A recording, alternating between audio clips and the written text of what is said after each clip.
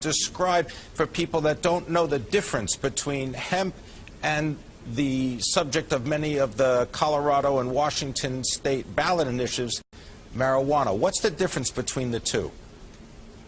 The main difference is when you smoke hemp, if you were stupid enough to smoke it, you will not get high. There's no THC in hemp. Hemp is strictly an industrial plant that makes 50,000 industrial products, and marijuana it's for medicinal purposes and for recreational purposes. Okay, so we've got the difference that hemp is an industrial product. Why can't we grow hemp currently? How did that come about?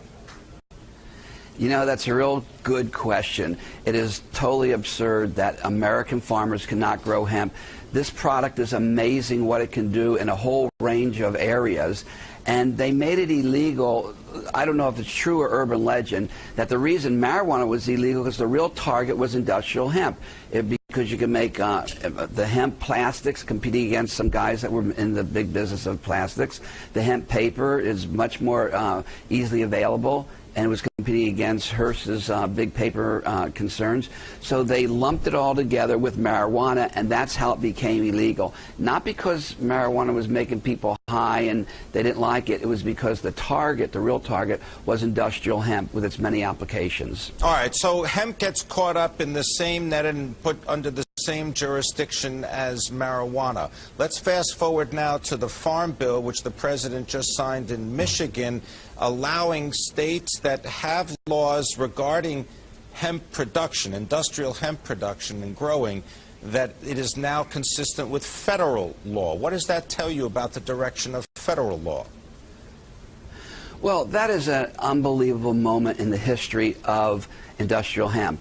We are about to start a clean American industrial revolution with the passage of the Farm Bill. So we don't have to import massive amounts of hemp protein or hemp fibers or hemp fabrics or hemp seeds from China and Canada and Romania and Russia. We can actually grow it here, and the economic benefit is going to be in the billions of dollars to Americans. All right. Now, Bruce, tell us, what is Hemp Inc.? Hemp Inc. is a publicly traded company that focuses on industrial hemp and all the varieties of products that you can make with it. We have a lot of different divisions. We have our nutritional division, which makes, hemp seeds and hemp protein are classified as superfoods. So we have those. We have hemp textiles. I'm wearing a hemp t-shirt. This is hemp rope.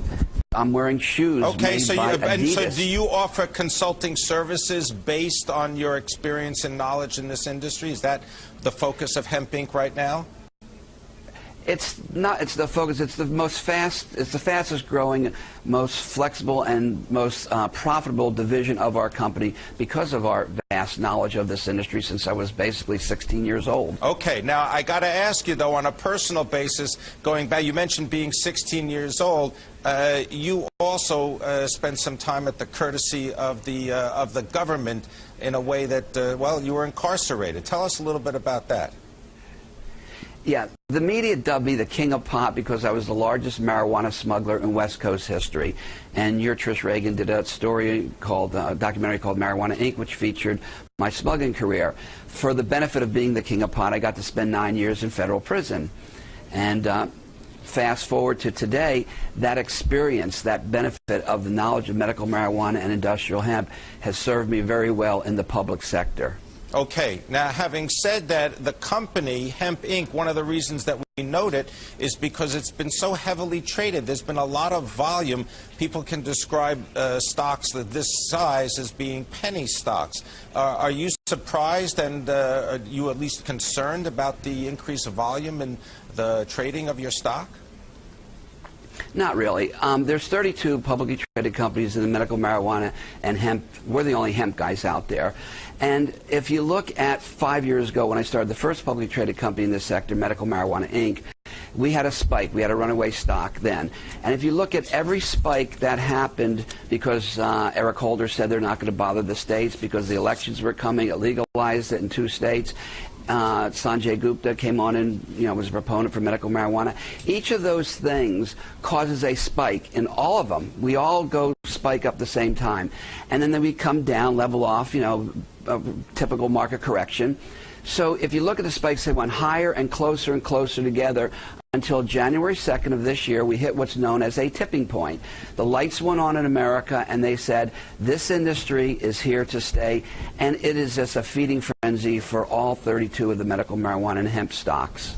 Would you be a long-term investor? I mean, obviously you work for the company, it's your company. You're going to hold on to your stock for a while? I hold on to my stock, and I buy the other guy's stock and hold on to that, because long term, we're at the birth of an industry. This is a dot-com explosion, except there's a real product or real products behind us, not air. All right? And we have the benefit of the internet. They weren't building it like they were in the mid-'80s.